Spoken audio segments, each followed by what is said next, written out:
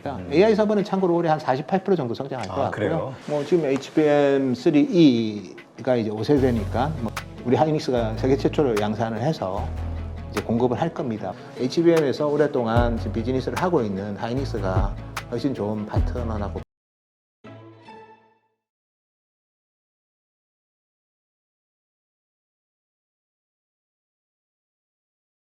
네, 오늘 모신 분은 현대차증권 리서치 센터장이시죠. 노근창 센터장님 모셨습니다. 안녕하세요. 네, 안녕하세요. 야, 진짜 오랜만에 오셨는데 네. 또 우리 반도체 하면은 또 우리 노근창 센터장님이 원탑이신데 그렇지 않습니다. 지금 반도체주 엔비디아하고 ASML하고 뭐 여러 이 관련된 주들이 대장주 역할을 하면서 시장을 많이 이끌었죠. 근데 맞습니다. 지금 실적 부진 이야기가 나오면서 급락하는 모습이 나왔습니다. 현재 이 반도체 시장 상황이 어떻습니까? 사실은 뭐 우리가 작년에도 수요가 좋고 뭐 그러지는 않았습니다. 그냥 철저하게 생성형 AI 때문에 AI 데이터 센터와 AI 반도체만 좋았고 또 그 중심에 엔비디아가 있었죠. 그리고 엔비디아 제품을 또 TSMC가 또 그 관련된 제품을 또 100% 다 만들고 있었기 때문에 그런 수혜를 보는 기업들이 좀 특정 기업들이 있었고요.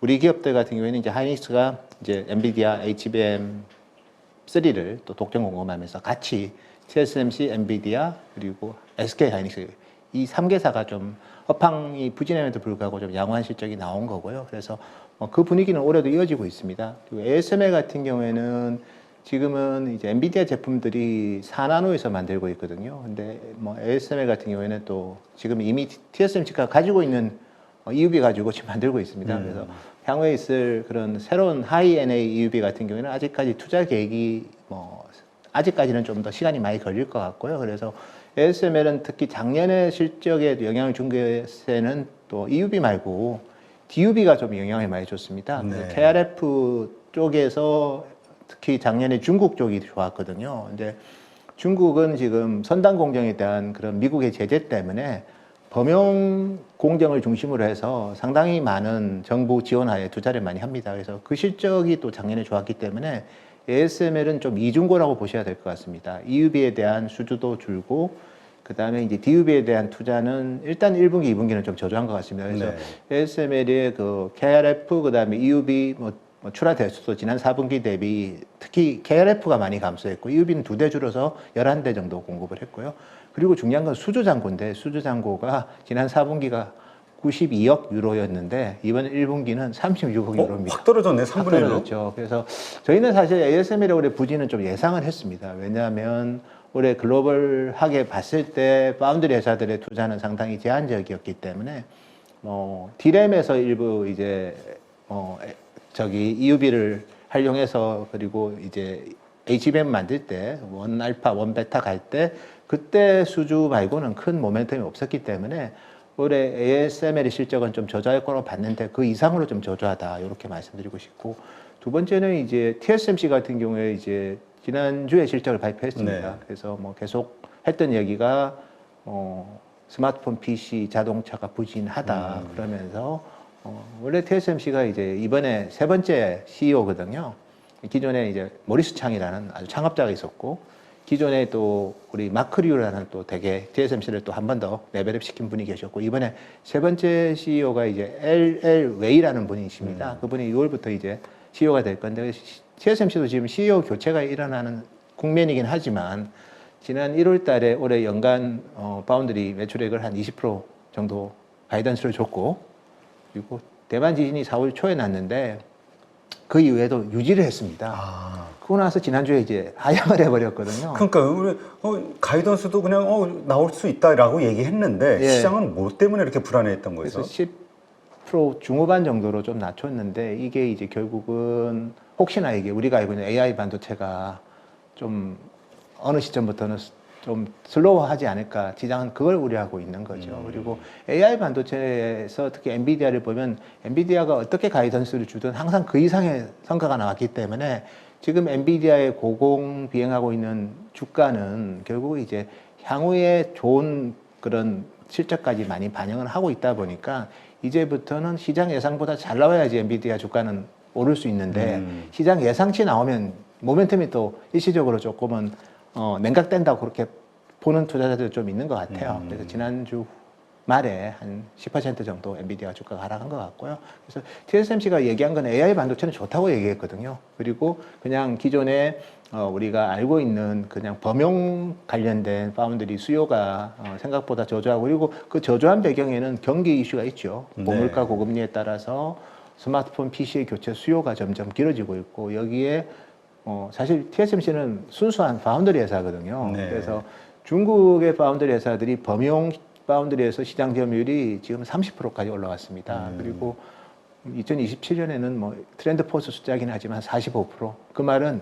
중국 정부가 이제 엄청난 보조금을 이제 중국 파운드리 회사한테 주는데, 뭐 어차피 선단 공정은 미국의 제재 때문에 그렇게 어쨌든 마이그레이션 할 수가 없거든요. 그래서 성숙 공정 위주로 투자를 하는데 거의 이제 LCD처럼 되고 있어요. LCD 보면 이제 한국 기업도 다 철수했지 않습니까? 그렇죠. 일본도 보면 시아프도 이제 저기 사카의 10세대 라인을 정리를 하고 이제 중국 기업 말고는 없거든요. 근데 지금 범용 파운드리를 보면 중국 기업들의 그 공격적인 투자와 그리고 상당히 웨이퍼 가격을 하락하면서 시장 점유율을 높이려고 하기 때문에 이런 부분들도 TSMC의 8인치 비즈니스 그리고 일부 성숙 공정에 영향을 주다 보니까 TSMC도 가이던스를 좀 낮춘 것 같아요. 예. 그러니까 결국 그 한켠에는 중국의 그 뭐 막대한 보조금을 통한 시장 형성, 그러니까 물량을 뺏기는. 예. 소위 근데 요즘 우리 레거시 반도체 쪽이 좋을 것이다라는 얘기를 많이 했잖아요. 근데 말씀을 들어보니까 그럼 좀 아닌 것 같다는. 레거시는 이제 메모리 쪽은 좀 괜찮고요. 아, 파운드리 쪽이. 파운드리 쪽이 안 좋고, 실제로 이미지 센서만 하더라도 이제 우리 기업들도 그렇고, 뭐 TSMC, UMC도 그렇고, 중국의 옴니비전, 갤럭시 코어, 그다음에 스마트 센서 이런 이미지 센서 회사들한테 주로 이제 한국하고 대만 기업이 CIS 파운드리를 했는데 최근에 중국 기업들이 많이 뺏어갔습니다. 그래서 그런 현상들이 많이 펼쳐지고 있어요. 그래서 아마 우리 TSMC CEO도 그런 얘기를 뭐 대놓고 할 수는 없지 않습니까?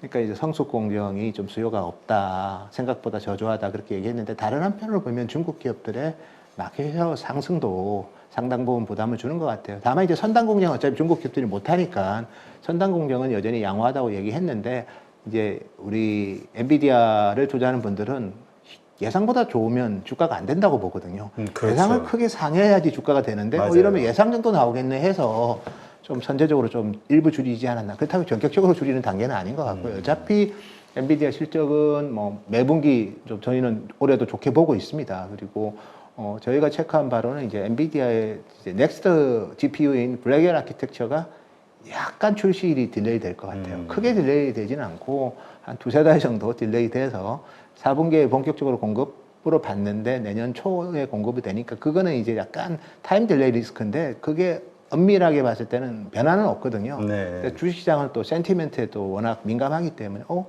조금 딜레이 되면 그때 다시 사야지 하고 트레이딩하는 투자자들도 좀 영향을 준 것 같고요. 그래서 다만 이제 제가 드리고 싶은 거는 TSMC의 그 패키징 캐파를 잘 봐야 됩니다. 어차피 엔비디아의 GPU도 TSMC가 100% 바운더리 하고 있고, 그렇죠. 예, 두 번째는 그 GPU와 SK 하이닉스의 HBM을 패키징도 TSMC가 작년까지는 거의 독점했거든요. 올해부터는 이제 조금 외주 회사들도 좀 그 패키징에 가세를 하는데, 어쨌든 그 TSMC가 그래도 메인이죠. TSMC 패키징 캐파가 올해는 변화가 없습니다. 저희가 작년 말에 체크했던 연간 32만 장이 변화가 없는데요. 2025년에는 또 많이 늡니다. 그래서 저희가 기존에 2025년을 49만 장 봤는데 60만 장까지 지금 TSMC가 올리고 있습니다. 그 말은 뭐 내년에 실적은 한 번 더 레벨업 된다는 거죠. 그래서 뭐 중기적인 방향성은 여전히 괜찮은데 단기적으로는 조금은 주가도 많이 올랐고, 그 다음에 일시적으로 초과 성장이 아니라 그냥 기장 예상 성장할 수도 있겠다 하니까 일부 좀 줄인 거 아닌가. 그래서 엔비디아가 하락을 했는데 우리 기업들의 상황은 좀 다른 것 같습니다. 우리 기업은 일단은 뭐 여전히 뭐 삼성전자와 하이닉스. 예, 왜냐하면 우리 기업들의 실적 컨센이 그래 안 높아요. 그러니까 엔비디아처럼 뭐 실적 컨센이 높아서 그렇죠. 그런 것도 아니고 안 높고, 두 번째는 대만의 그 지진 여파로 마이크론이 메모리 가격을 한 25% 이상 올리거든요. 그러니까 우리 기업들은 2분기에 이제 협상력이 되게 좋아졌고요. 대만 지진 때문에. 여기에 이제 HBM 같은 경우에도 엔비디아는 좀 딜레이 되지만 우리 기업들은 일단 4분기부터는 HBM3E를 공급을 하면 거기서 이제 TSMC가 패키징해서 엔비디아한테 줘야 되거든요. 네. 그래서 연내에 HBM3는 또 우리 기업들은 또 공급을 하기 때문에 한국 기업들의 모멘텀이 여전히 양호하다 이렇게 좀 평가할 수 있을 것 같습니다. 그러니까 뭔가 이 엔비디아라든가 뭐 마이크론이라든가 관련 반도체주가 확 지난 주말에 그냥 급락을 하면서 예. 이제 뭐냐 뭔가 이게 거품이냐 뭐 별별 얘기가 있었지만 결국 실적은 계속 좋아지는데 네. 예상 밖의 큰 실적이 또 나올 수 있겠느냐 이거에 대한 기대감 이게 없다는 거군요. TSMC도 1분기 실적도 서프라이즈였죠. 2분기도 그들이 제시한 거는 1분기보다 2분기 매출액이 6% 증가했는데 TSMC 실적 나오기 전에 대만에서 제일 우려했던 거는 1분기보다 2분기가 줄까봐 걱정을 많이 했어요. 네. 근데 6% 증가니까 2분기까지도 좋은 거죠. 근데 이제 뭐 결과적으로 봤을 때는 이제 3분기는 조금 이제 좋아지는 폭이 좀 완만해질 거라는 일부 우려가 이제 엔비디아에 좀 영향을 준 것 같고 또 대만에서 나온 얘기긴 하지만 블랙엘이 10월에 시장에 공급될 가능성이 컸는데 잘하면 해를 넘길 수도 있겠다. 뭐 그런 것들이 좀 영향을 줬다고 저는 보고 있습니다. 네, 그렇군요. 그 슈퍼마이크로 컴퓨터가 폭락을 하면서 엔비디아 같이 폭락해서 여기에서 연관성을 찾는 분들도 꽤 많이 있던데요. 예, 뭐 어차피 데이터 센터에 들어가는 AI 서버나 이런 쪽을 슈퍼마이크로가 또 보시면 뭐 대만에도 보면 우리 클라우드 사업자와 연관된 그런 서버 ODM 회사들이 많거든요. 그래서 그런 피어 그룹들이랑 같이 연동이 되는데 어쨌든 AI 데이터 센터도 뭐 그렇죠. 결과적으로 이제 GPU 신제품이 뒤에 나오면 서버랑 GPU는 거의 딜리버리 타임이 똑같다고 봐야 돼요. 우리 기업은 그 TSMC가 만드는 GPU 웨이퍼랑 HBM을 패키지할 때 우리는 매출이 나오는 거고요. 서버 회사는 그 GPU가 엔비디아가 줄 때 매출이 나오니까 서버 회사들은 사실 엔비디아가 예를 들어서 블랙 아키텍처를 뭐 10월에 출시할 거를 내년 1월로 넘겨버리면 만약에 연기가 되면 서버 회사도 바로 실적에 영향이 있는 거죠. 그들은 GPU를 받아서 서버를 파이널하게 어셈블리 하는 거거든요. 그래서 어떻게 보면 제품의 딜리버리 주기가 엔비디아랑 슈퍼마이크로는 유사하다 이렇게 보시면 되고 우리 기업과 TSMC는 그걸 좀 선행한다 이렇게 보시면 될 것 같습니다. 네, 그렇군요. 그러니까 반도체 시장이 뭐 우리가 그 뭐 쪼를 정도로 시장이 뭐 악화됐다거나 이런 건 절대 아니라는 정도. 뭐 저는 좀 쉽게 더 말씀드리면 어쨌든 오픈 AI가 불러일으킨 생생 AI 열풍에 이제 새로운 우리 뭐 참여자들이 많이 생겼고요. 여기에 특히 새로운 라지 랭귀지 모델을 만드는 클라우드 사업자들이 많이 있습니다. 대표적으로 아마존 같은 경우, AWS 같은 경우는 올림푸스라는 또 새로운 LLM을 만들고 있고, 우리 구글 클라우드 같은 경우는 제미니, 그리고 마이크로소프트도 지금은 이제 자체적인 LLM을 또 개발을 합니다. 네. 메타도 그렇고요. 그래서 저희가 봤을 때 그들이 만드는 새로운 LLM은 또 새로운 AI 데이터 센터 투자를 유발할 거기 때문에 이 사이클은 아직은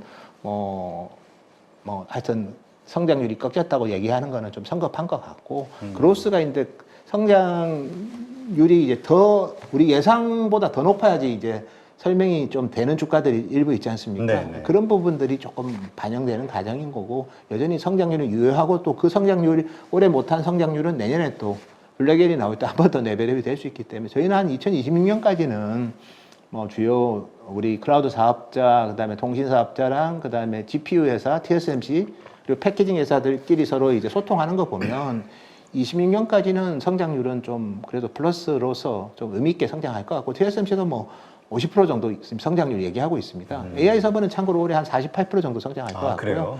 내년에도 저희가 봤을 때는 뭐 30% 중후반 정도 성장을 하기 때문에 고속 성장하면서 또 그 정도 뭐 폭으로 성장하는 것도 뭐 어쨌든 상당히 놀라운 성과다 이렇게 좀 보셔야 될 것 같습니다. 네.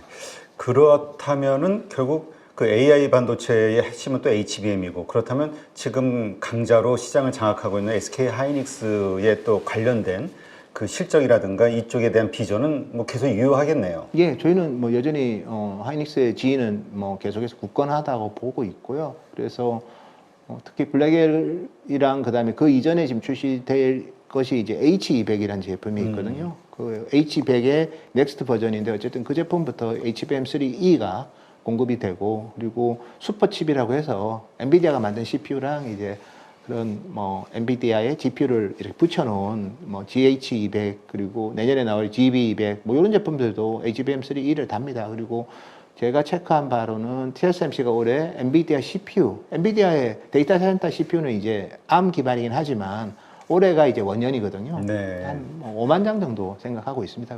뭐, 아니 5만 장이라기보다는 5만 대 정도, 5만 개 정도.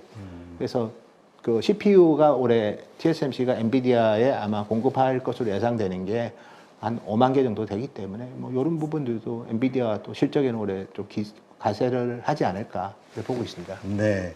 지금 최근에 이제 중동에서 이스라엘, 이란의 그 어떤 격화된 상황들이 만들어지면서 뭔가 글로벌 반도체 수요 혹은 경기가 확 나빠지는 거 아니냐 이런 더군다나 그런 일이 있고 나서 이렇게 급락이 나와버리니까 더 거기에 대해서 이제 두려워하시는 분들이 있는데 지금 시장에 영향을 미치고 있나요? 그런 것들이? 근데 제가 좀 이 얘기를 드리겠습니다. 그 부분은 아마 영향을 준다면 이제 인플레이션에 영향을 줄 거고요. 인플레이션은 결국 이제 미국의 금리 인하 시기를 늦추게 되겠죠. 지금 수요가 나쁜 제품을 보면 이제 일반 서버, 스마트폰, PC, 여기 자동차까지.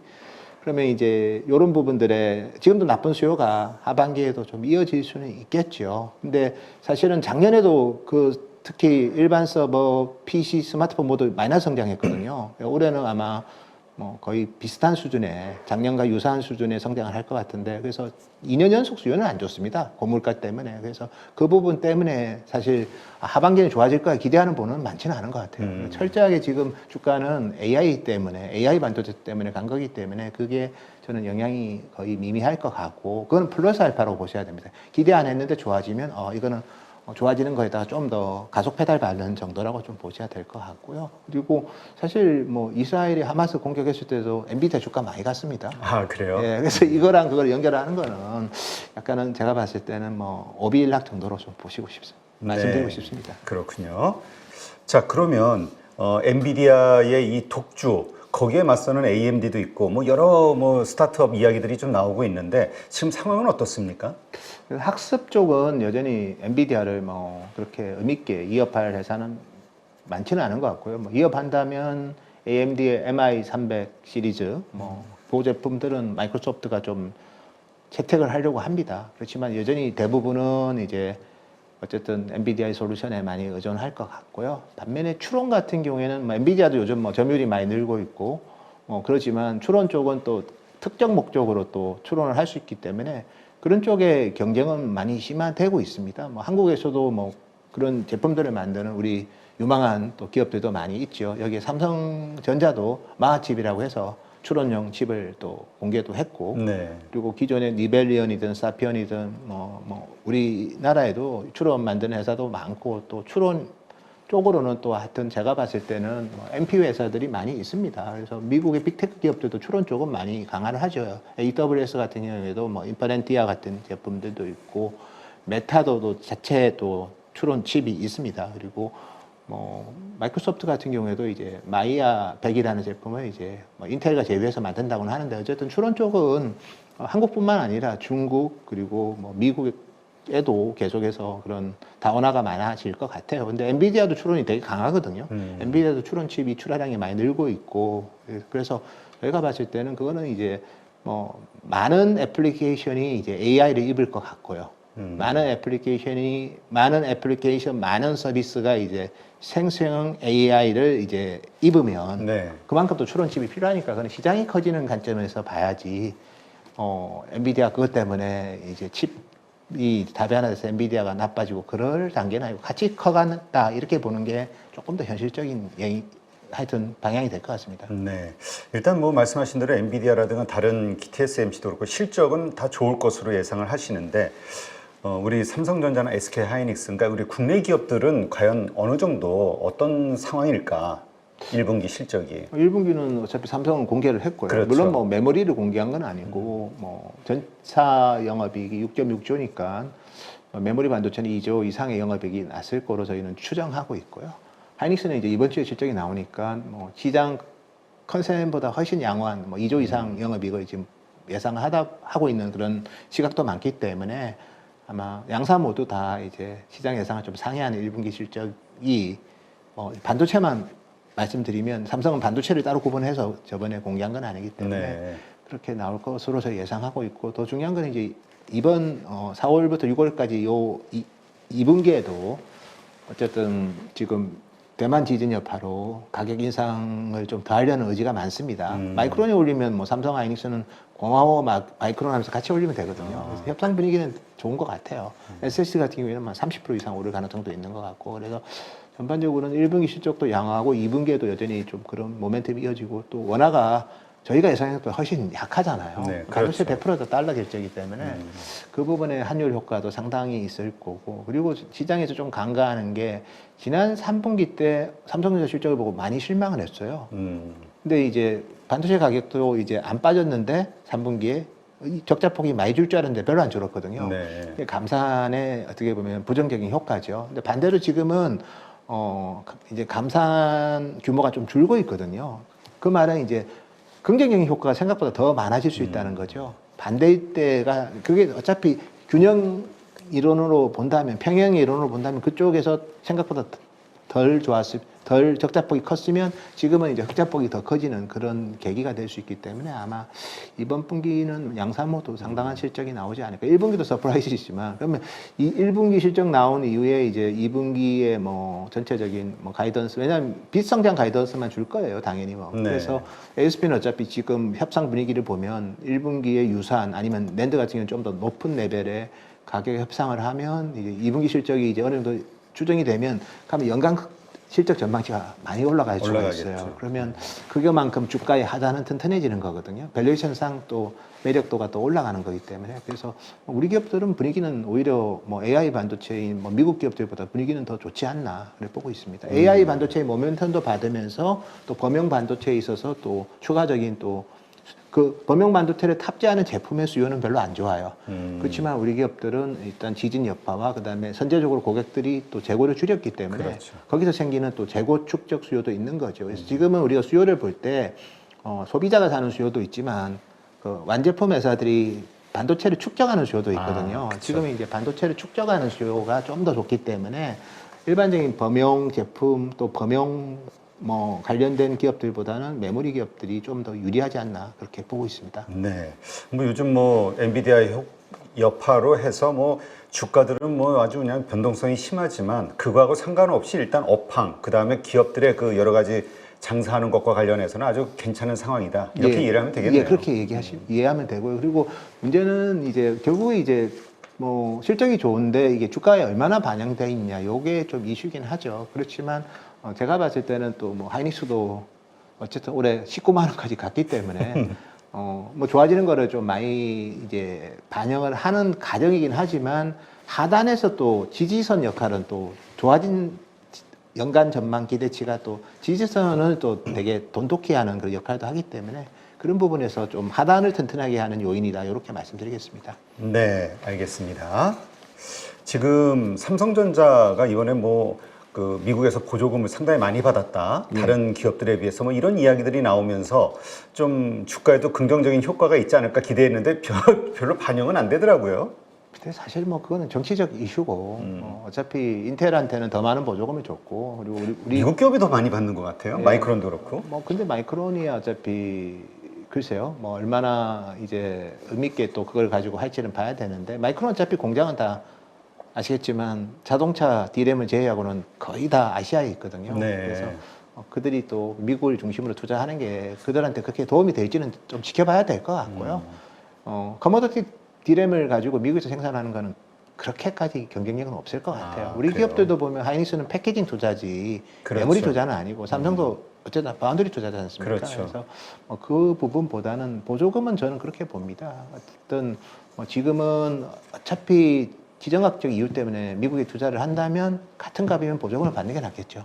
그 정도로 좀 국한해서 봐야 되고, 그 다음에 이제 인텔은 그러면 저 정도로 주면 인텔이 이협적인 회사가 될 수 있지 않을까, 그렇게 우려하는 질문도 저는 많이 받는데, 사실 인텔이라는 회사 자체가 지금 되게 어려워지고 있습니다. 아, 그래요? 네, 뭐 가장 공격적이어서 미국이 정부가 맘먹고 키워주나 보다. 우리 이렇게 생각을 했는데. 저는 제가 봤을 때는 인텔은 뭐 상당히 많은 분야에서 경쟁력이 훼손되고 있고, 단적인 예 하나만 말씀드리면 인텔은 x86 아키텍처를 지배했던 회사입니다.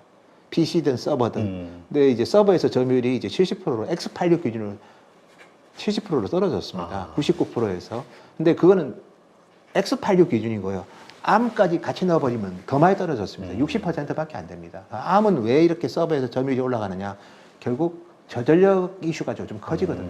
제가 제일 최근에 많이 받는 질문이 일반 서버 수요도 없는데 왜 SSD 수요가 데이터 센터 향으로 있냐는 질문을 많이 받습니다. 네. 제가 봤을 때는 뭐 일부 추론용 서버 수요도 있겠지만 그거보다도 오히려 이제 AI 데이터 센터가 전력을 하도 많이 쓰다 보니까 일반 데이터 센터가 어느 시점에는 전력 공급이 타이트해질 수 있다고 생각을 하는 것 같아요. 그러면 전제적으로 스토리지를 하드디스크에서 SSD로 바꾸는 거죠. 그러면 왜 CPU는 서버는 안 바꾸냐? 서버는 이제 CPU 교체할 때 보통 바꾸는데 지금은 신규 CPU가 그렇게 많이 나와 있지는 않아요. 그래서 지금은 그냥 SSD만 바꾸는 거고요. 그래서 그걸 다르게 해석하면 일반 서버에서 파워 컨섬션의 가장 큰 비중을 차지하는 게 CPU거든요.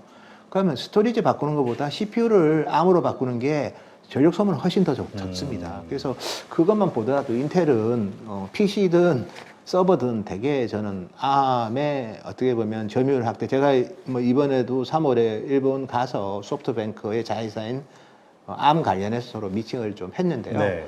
암의 점유율에 대해서는 상당히 좀 확신을 갖더라고요. 엔비디아의 암 CPU 탑재도 있지만 클라우드 사업자들이 다 자체 서버 CPU 솔루션을 씁니다. 뭐 구글도 최근에 공개를 했고 아마존 같은 경우는 이미 뭐 상당 물량을 지금 자체 그라비톤 암 CPU를 쓰고 있거든요.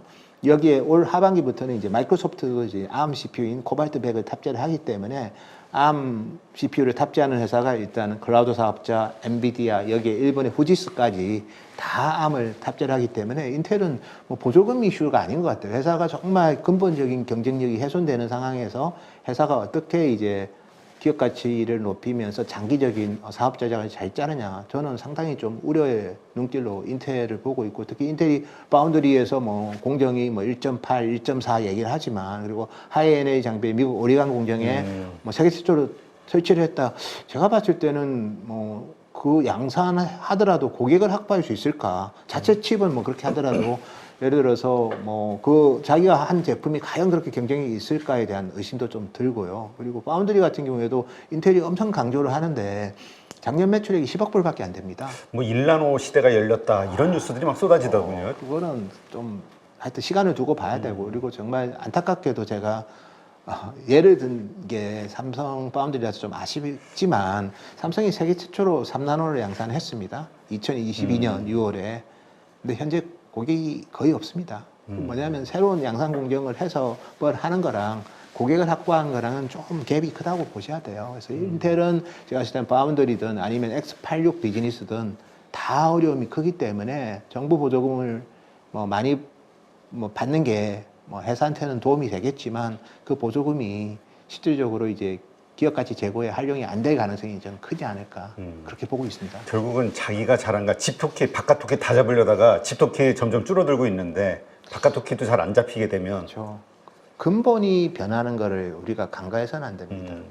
결국은 이제 우리가 지금 에너지가 근본적으로 데이터 센터 때문에 요즘은 원전을 지으려고도 합니다. 데이터 그렇죠. 센터를 짓기 위해서. 그리고 데이터 센터가 그 국가에서 차지하는 전력 소모 비중이 뭐 상당히 커지고 있거든요. 그래서 결국 이제 그 흐름에서 우리가 나오는 게 최근에 냉각 기술 많이 나오죠. 그래서 액침 냉각 기술도 나오지만 더불어서 이제 구동에 있어서는 반도체를 조금 더 에너지 효율적인 반도체로, 그린 반도체로 바꿔야 되고, 그 중심에 인텔이 없다는 거죠. ARM 아키텍처가 있다는 겁니다.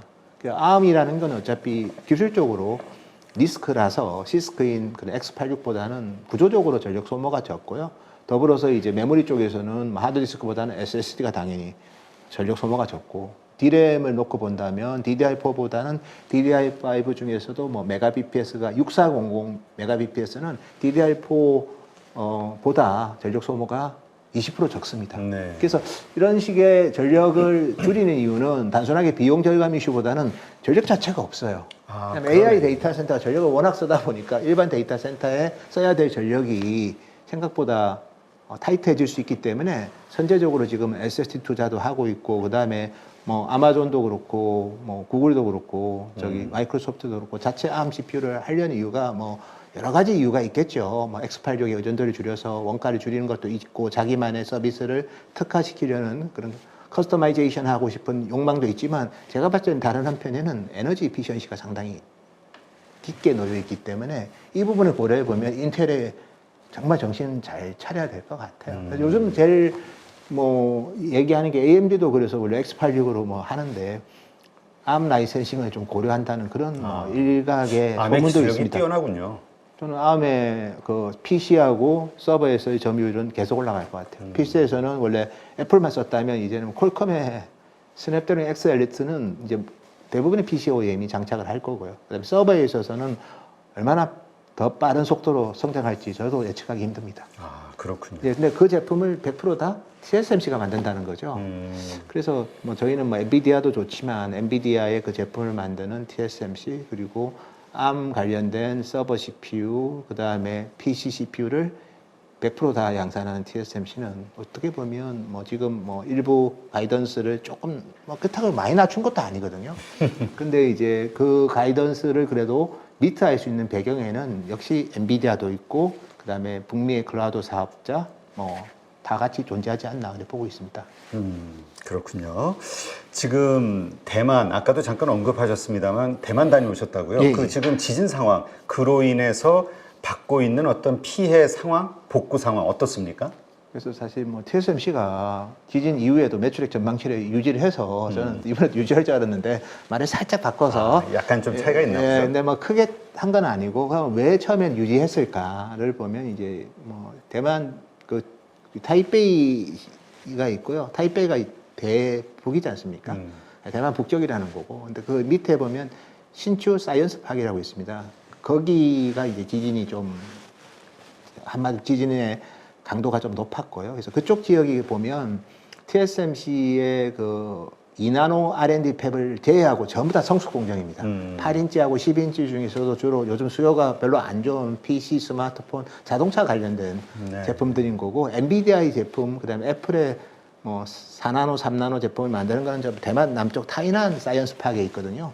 그쪽은 영향이 거의 없었어요. 그래서 실질적으로 TSMC도 매출액 전망치를 지진 이후에 유지한 것도 이제 선단 공정은 피해가 거의 미미했기 때문에 그렇게 얘기를 했고요. 다만 이제 마이크론은 이제 신추 사이언스 파크 근처에 있거든요. 바로 붙어 있는 건 아니지만 차로 가면은 뭐 한 4, 50분 거리에 있는 그 대만 공항 근처에 있거든요. 네. 그래서 거기는 피해를 좀 입다 보니까 이제 이번에 지진 여파 때문에 메모리 가격을 좀 25% 이상 올리겠다고 얘기를 한 거고요. 그래서 어떻게 보면 이 대만 지진은 제가 뭐 되게 저도 대만 분들이랑 친하고 많이 안타깝지만 우리 메모리 반도체한테는 약간 반사이익이 있습니다. 그럴까요? 왜냐하면 범용은 수요도 없는데 그쪽은 영향을 받더라도 지금은 뭐 어차피 고객들이 재고도 있고 그리고 중국 기업들이 또 저렴하게 주고 있기 때문에 근데 메모리는 또 마이크론만 공장이 있지 우리는 없지 않습니까? 그렇죠. 예, 그래서 사실은 우리 기업들은 좀 반사이익을 받는 국면입니다. 네, 그렇군요.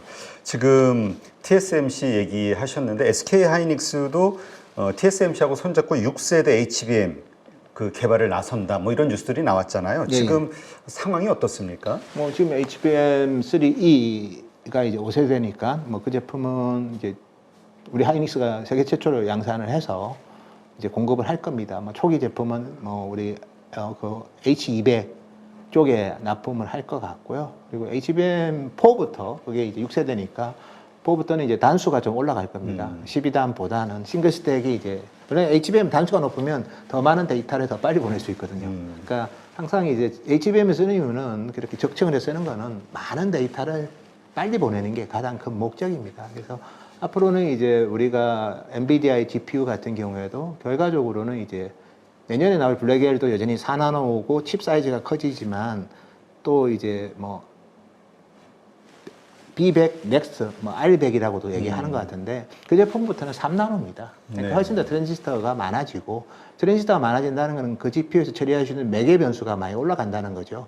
매개 변수가 조 단위가 되면 HBM도 12단이 아니라 16단이 되는 겁니다. 16단이 될 때 어쨌든 전력 소모가 또 발열 이런 게 되게 중요합니다. 그렇죠. 그래서 뭐 머프, MR 머프를 하이닉스가 많이 강조를 하는데 어쨌든 전력 소모를 더 효율적으로 하려면 지금 디램 공정에서 만드는 제일 밑단에 있는 컨트롤러 하는 로직 다이가 이제는 핀팻으로 바뀐다는 거죠. 그러니까 핀팻이라는 그 뭐 공정은 뭐 현재는 특히 10나노 이하는 현재는 TSMC하고 삼성 말고는 없거든요. 네. 물론 뭐 DUV를 통해서 SMIC도 하지만 그건 저희가 논외로 하고 그냥 하이닉스는 어쨌든 그 공정 기술이 없다는 거죠. 하이닉스는 파운드리는 8인치밖에 없거든요. 그래서 뭐 7단으로 만약에 로직 다이가 7단으로 가면 사실은 할 수 있는 회사는 삼성, TSMC, SMIC 빼고요.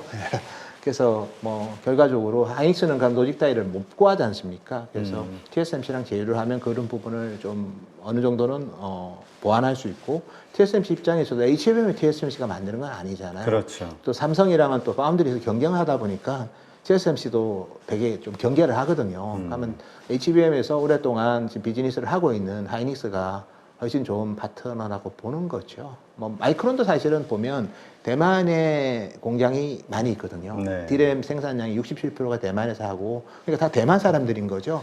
그럼에도 불구하고 TSMC가 이제 하이닉스랑 더 파트너십을 강화하려는 거는 그만큼 하이닉스 기술력이 더 좋다는 거죠. 그리고 HBM3에서 이미 증명을 했고, 그래서 TSMC도 하이닉스가 필요하고 하이닉스한테도 TSMC가 필요한 단계가 HBM4부터는 있지 않을까 그렇게 예상하고 있습니다.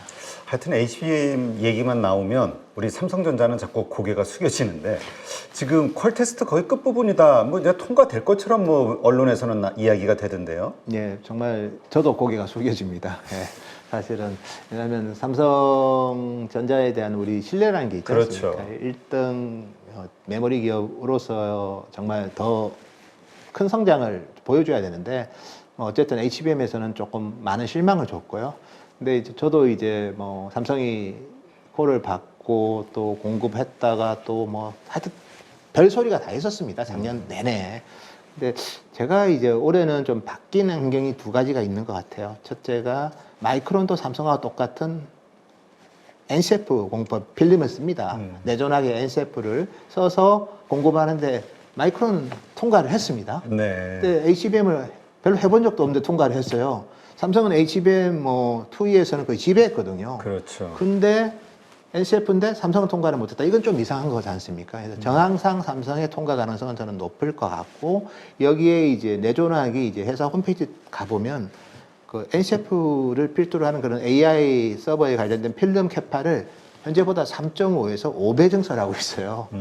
그 정도 물량이면 마이크론 혼자서 감내할 수 있는 물량은 아니거든요. 네. 삼성도 근데 그 정도 물량이면 또 삼성도 엔비디아를 배제하고 또 그 정도는 될 수는 없는 거죠. 인더스트리의 전체적인 시장 점유율을 감안해 본다면. 그래서 뭐 정황상 저는 좀 확률이 좀 높아졌다. 이 정도로 말씀드리고 두 번째는 그 작년까지는 이제 TSMC가 엔비디아 그 GPU 비즈니스에서 두 가지를 해줬습니다. 하나가 이제 GPU 웨이퍼 바운드리를 해줬고 두 번째는 하이닉스의 HBM과 자기가 만드는 GPU를 붙여서 줬습니다. 패키징을 해줬죠. 코어스라는 패키징을. 근데 올해부터는 이게 좀 예주 캐파가 많아집니다. 삼성도 그 중에 한 목을 차지할 거고, 뭐 최근에 일부 언론에서는 엔비디아가 삼성에 패키징 계약을 했다. 그래서 이제 TSMC가 패키징 할 때 이제 통제하는 것보다는 좀 더 유연해지겠죠. 이 두 가지 때문에 저는 확률은 높아졌지만 그래도 결과는 또 보고 판단해야 될 것 같습니다. 네. 하여튼 이 SK 하이닉스가 정말 그 위기를 이 HBM3 이거 가지고 이제 돌파를 했는데 그런 과정에서 선단 공정 가운데서 가장 부각된 회사가 이제 또 한미 반도체라든가 있었죠. 그 기술에 대해서는 정말 우리가 잘 모르니까 정말 독보적이고 정말 압도적인 기술을 가지고 있다 뭐 이런 이야기도 있고 좀 설왕설래 말이 많습니다. 그래서 제가 뭐 저희도 저희 회사 차원에서 한미 반도체를 커버하고 있기 때문에 제가 어떤 얘기를 하긴 그렇지만 어쨌든 하이닉스랑 잘 협력을 해서 어쨌든 그 TC 반도를 통해서 하이닉스가 독점 공급을 어쨌든 최근까지 한 거는 분명하기 때문에 또 한미 반도체가 최근에 또 마이크론하고도 또 그런 계약을 했다는 그렇죠. 또 뉴스가 있으니까 그걸 고려해 본다면 뭐 한미 반도체 반딩에 있어서의 경쟁력은 상당히 높지 않나. 이렇게 저는 좀 평가하고 싶습니다. 그럼 우리 국내에는 이 한미 반도체 외에는 이런 어떤 기술력 가지고 있는 기업들은 없는 건가요? 뭐 일본 기업들이 좀 많이 있죠. 일본에? 일본의 신카와나 뭐 일부 반도 하는 회사들은 뭐 일본 기업들이 많고 그다음에 이제 이렇게 반딩만 있는 게 아니라 HBM이라는 게 이제 웨이퍼를 어쨌든 간에 TSV 홀을 만들고 그는 이제 드라이 에처하는 뭐 랩리서치 이런 기업들이 할 거고요. 그다음에 이제 웨이퍼를 잘 커팅을 해야 되거든요. 그리고 웨이퍼를 되게 얇게 만들어야 돼요.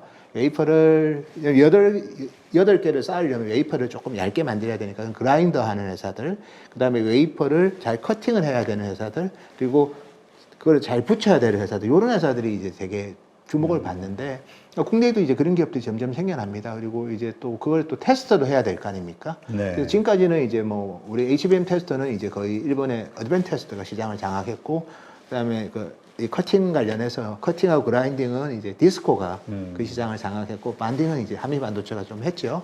근데 이제 최근 들어서는 이제 어쨌든 삼성도 이제 HBM 준비를 많이 하니까 국내 기업들도 조금은 활용 가능성이 좀 많이 높아지는 것 같아요. 그래서 관련된 기업들은 뭐 최근에 주가 흐름도 좋고, 제가 특정 기업 얘기하긴 그렇지만 다만 이제 기술을 보시면 이제 그 캐파는 많이 늘지 않습니까? 네. 삼성이든 하이닉스든 마이크론 많이 늘 건데, 그렇죠. 그러면 자르는 캐파도 막 늘어야 되겠죠. 그리고 붙이는 캐파도 늘어야 될 거고, 그다음에 만든 거를 테스트하는 캐파도 늘어야 됩니다. 그렇죠. 그래서 그런 기업들이 투자 유망하지 않을까 그렇게 보고 있습니다. 네, 그렇군요. 지금 미국이라든가 뭐 또 일본에도 지금 워낙 많은 공장들이 지어지고 있으니까 반도체. 이게 보통 한 26년, 27년도에다 완공들을 하는 것 같은데, 혹시나 이렇게 됐을 때 그때 또 이 공급 과잉에 대한 이슈로 또 힘들어지는 일이 있지는 않을까, 이런 걱정하시는 분들도 있어요. 그렇죠. 맞습니다. 그거는 이제 다만 이제 요즘은 되게 우리 기업들도 미국에 공장 짓는 게 뭐 행복하지는 않은 것 같아요. 그렇죠. 보조금 우리가 이상으로. 100% 자발적이진 않죠. 네, 사실 좀 프레셔가 많죠. 네. 왜냐하면 또 뭐 전력 용수도 중요하고, 또 365일 동안 밤새워서 주말에도 나와서 일할 인력을 확보할 수 있을까? 반도체 공장 그게 되게 중요하거든요. 365일 동안 주말에도 밤새면서 일할 사람이 있어야 되는데, 과연 이제 미국이 그런 여건이 유연할까에 대한 고민들. 그래서 일단 어느 정도 건물 정도 지어놓고, 그 다음에 고객과의 계약을 보면서 아마 장비 투자는 할 것 같고요.